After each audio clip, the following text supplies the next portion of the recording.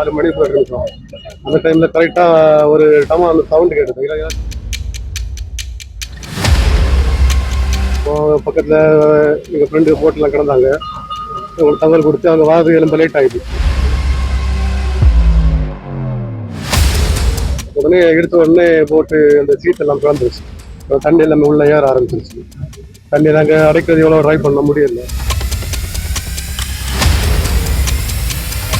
நாங்க தொழில் பண்றதுக்காக ஆங்கர்ல இருந்தோம். ஆங்கர்ல சுமார் ஒரு 4 மணி 2 நிமிஷம் அந்த டைம்ல கரெக்டா ஒரு டமால் சவுண்ட் கேட்டது. எல்லாரும் தூங்கிட்டு இருந்தாங்க. டமால் சவுண்ட் கேட்டுச்சு. சவுண்ட் கேட்டோடனே எல்லா வேலையும் வந்து பார்க்கும்போது கப்பலை எடுத்துட்டு போயிட்டு இருக்கு. உடனே எடுத்த உடனே போட்டு அந்த சீட் எல்லாம் பிறந்துருச்சு. தண்ணி எல்லாமே உள்ள ஏற ஆரம்பிச்சிருச்சு. தண்ணி நாங்க அடைக்கிறது எவ்வளவு ட்ரை பண்ண முடியல. இப்போ பக்கத்துல எங்க ஃப்ரெண்டு போட்ல கிடந்தாங்க. ஒரு தகவல் கொடுத்து அவங்க வாரது எலும்ப லேட் ஆயிடுச்சு. கொஞ்சம் லேட்டா தான் போட்டுக்கிட்டு வந்தாங்க. வாரதுக்கு முன்னாடியே போட்டு உள்ள மூழ்கி கிட்ட உள்ள போயிடுச்சு. எத்தனை போட்ல வந்து மீட்பு பணியில் ஈடுபட்டாங்க? நீங்க எத்தனை பேர் போயிருந்தீங்க? இது எந்த டைம்ல இந்த சம்பவம் நடந்தது?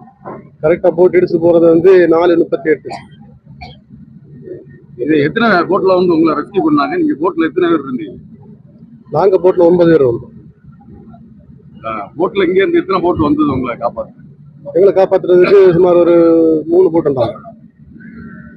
இதுல ஆட்களுக்கு காயங்கள் ஏதாவது இருக்கா?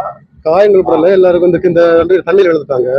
தண்ணியில விழுந்து அவங்களுக்கு அடியில படுத்து போட்ல எல்லாரும் அப்படியே கீழே விழுந்துட்டாங்க. கை நெஞ்சில எல்லாரும் அடியெல்லாம் வந்து ஆங்கர்ல தான் இருந்தீங்க? ஆங்கர்ல தான் இருந்தோம். எட்வர்ட் அவர்களின் பரலோக மாதா என்கிற விசைப்படகு 9 மீனவர்களுடன் கழிந்த 4ஆம் தேதி குளத்தில் இருந்து மீன்பிடிக்க சென்றார்கள். காலை சுமார் 4:45 மணி அளவில் ஆங்கரில் நங்கூரத்தில் இருந்த விசைப்படகின் மீது எம்டி நஸ் என்கிற மோட்டார் டேங்கர் வெசலானது படகின் பின்பக்கம் இடித்ததில் படகு மிகுந்த சேதமடைந்து மூழ்கடிக்கப்பட்டது.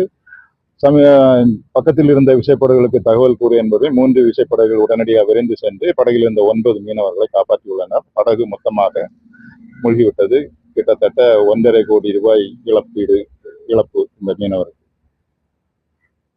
என்னுடைய கவலை என்னவென்றால், இப்படி ஒரு விபத்தை ஏற்படுத்திவிட்டு நிற்காமல் சென்ற கப்பலை எப்படி நாம் பிடித்து எடுக்க வேண்டும். அதற்கான நடவடிக்கைகளை இந்தியன் கோஸ்ட் கார்டும் அரசும் உடனடியாக செய்ய வேண்டும். இதற்கான தகவல்களை ஏற்கனவே Indian coast guard west, Indian coast guard east கமாண்டன்ட்டுக்கு இமெயில் மூலம் எங்கள் சங்கம் சார்பாக அனுப்பிவிட்டோம். அவர்களும் அதை கண்காணித்துக் கொண்டிருப்பார்கள் என்று நம்பிக்கை இருக்கிறது. இது தொடர்ச்சியாக இப்படி மீனவர்களின் உயிரிழப்புகளும் மீனிழப்பும் சேதாரங்களும் நடந்து கொண்டிருக்கிறது.